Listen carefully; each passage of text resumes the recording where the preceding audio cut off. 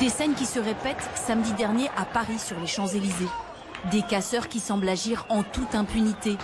Pourquoi ne pas arrêter immédiatement ces fauteurs de troubles qui défient l'ordre public? Première difficulté pour les forces de l'ordre, les identifier. Alors pour se retrouver, pour se reconnaître, le dress code, c'est habillé en noir avec une capuche et quelque chose, une écharpe devant le visage. Mais dès qu'ils ont terminé, ils enlèvent leurs vêtements. Ils sont hyper rapides, ils savent se sauver, ils savent se retrouver entre eux, casser et partir. Il y en a toujours un ou deux qui surveillent l'arrivée des forces de police et qui va prévenir. Autre difficulté, l'effet de groupe qui complique les interpellations.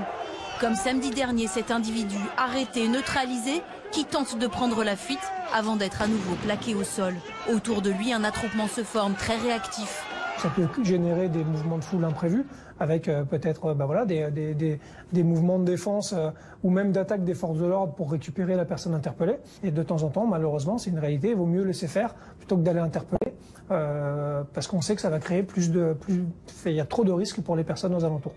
Les samedis précédents, certains manifestants avaient été arrêtés en amont avec des armes dites par destination. Mais les casseurs se sont adaptés.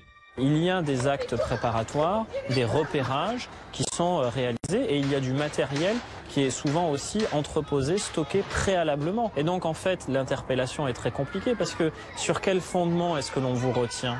Vous n'avez commis aucune infraction pénale, il n'y a aucun élément matériel qui prouve que vous vous apprêtez à commettre une infraction. Pour permettre d'interpeller les casseurs, le gouvernement a annoncé 2 nouvelles mesures. L'usage de drones pour suivre ces individus et l'utilisation de produits marquants codés, sorte d'encre indélébile pour marquer les manifestants.